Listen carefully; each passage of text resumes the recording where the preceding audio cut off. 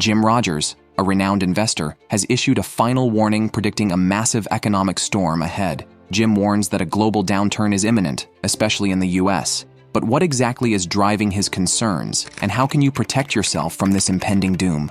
For starters, let's consider this. It's been decades since the United States experienced a major recession. However, historically, economic downturns tend to occur every 5 to 10 years, yet we've somehow managed to avoid this. What do you think is delaying this one? The answer is quite obvious: cheap money. Contrary to what most might think, this isn't a sign of economic strength. It's just the government simply delaying the inevitable. Jim Rogers believes this prolonged recovery is artificial, staged by central banks flooding the economy with cheap money. For years, the central banks have kept interest rates at an all-time low, which in turn has made borrowing easy and encouraged spending. But the thing is, all this comes at a cost, and the warning signs are hard to ignore. A perfect indicator is the yield curve, which has inverted not once, but twice in recent years. This signals that trouble might just be around the corner. Meanwhile, corporate debt is also spiraling out of control as companies have taken advantage of low interest rates to borrow heavily. But as these rates continue to rise,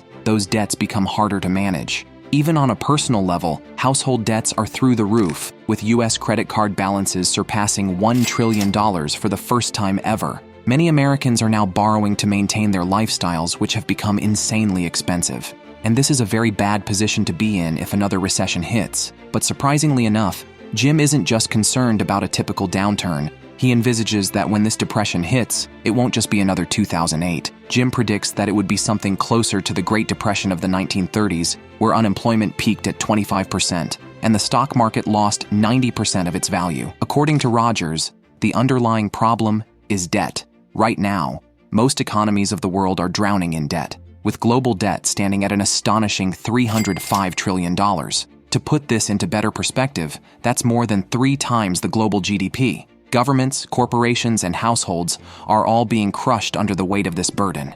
In the US alone, the national debt has soared to $33 trillion.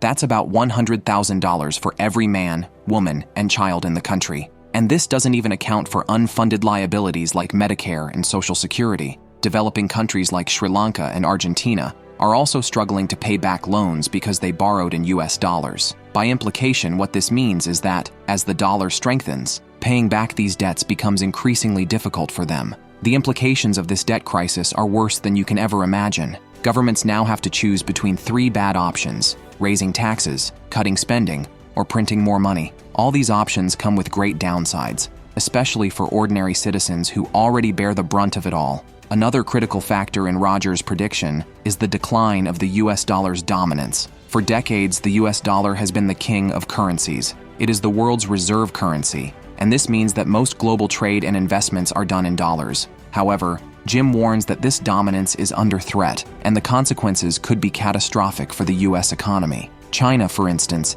is aggressively pushing for its yuan to replace the dollar in global transactions. The recent agreement between China and Brazil to trade directly in their currencies is just one example of this shift. There's also the issue of trust. Whenever the US freezes the assets of countries like Russia, it sends the message, your money might not be safe in dollars. This has led to many countries diversifying away from the dollar, exploring other alternatives like gold, or even creating new reserve currencies. The BRICS nations, Brazil, Russia, India, China, and South Africa, are actively discussing this move. If affected, this could deal a serious blow to the dollar's dominance. Ultimately, if the dollar loses its reserve status, the demand for dollars will plummet, and this means a weaker dollar, higher inflation, and a lower standard of living for Americans. It's a scary thought, but it's one we can't ignore. You see, the thing with inflation is that it's like a hidden tax that eats away at your purchasing power without you even realizing it. And over the past 2 years, inflation has surged to levels we haven't seen since the 1980s. Rogers has pointed to several factors driving this trend, from governments printing money during the pandemic to supply chain disruptions, and finally rising energy costs fueled by the war in Ukraine. Rogers warns that the central banks are playing a dangerous game by raising interest rates to combat inflation. It's just like trying to put out a fire with gasoline. It might work temporarily, but it creates greater problems in the long run. The stock market, too, is another source of concern. Rogers believes we're in the middle of one of the biggest bubbles in history, and the thing about bubbles is, when they pop, they don't deflate gently, they burst. For decades now, we've seen some signs of overvaluation like sky-high price-to-earning ratios and the surge in speculative frenzy caused by platforms like Robinhood and Reddit during the pandemic. Even cryptocurrencies once seen as revolutionary investments have shown their volatility. In 2021, we watched Bitcoin hit $68,000, but by 2022, Bitcoin had fallen below $20,000. Another challenge Rogers pointed out is demography. Many developed countries need help with a large aging population and declining birth rates. This creates a shrinking workforce with fewer younger workers, lesser productivity, and lower tax revenue. Healthcare costs have also risen with pressure being mounted on social security systems. Jim sees this as a ticking time bomb that is going to strain government budgets and slow down economic growth. If Jim Rogers is right, the next few years are going to be tough. So, what can you do to protect yourself from this looming crisis? No need to panic, because Rogers has offered 3 pieces of advice. First, invest in real assets like gold, silver, and farmland. This is because these assets do not lose value the way cash and stocks can when the economy tanks. Take gold, for example. During the 2008 financial crisis, gold prices skyrocketed by nearly 25%. This makes it not just a shiny asset, but a safety net as well. And silver? It's basically gold's most affordable cousin and just as reliable. Farmland is another fantastic option, because no matter what's going on in the world, people need food. As population growth and climate change make farming harder, farmlands become even more valuable. This doesn't mean you should go out and buy acres of farmland tomorrow, unless that's your thing. You can just invest in agricultural funds or precious metals ETFs. The goal is to put your money into something that won't evaporate if the financial markets crash. Secondly, diversify your investments globally. This means not putting all your eggs in one basket, or in this case, one country. If your investments are tied to one country, you're taking a very big risk. This is why Jim Rogers is all about global diversification.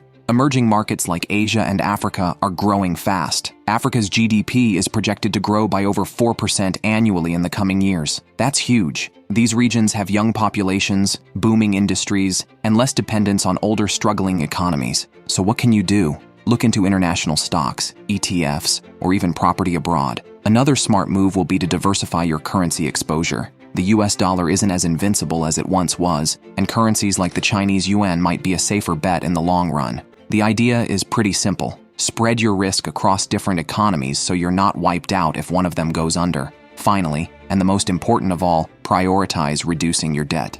Debt might seem manageable when times are good, but during a recession, it can become a massive problem.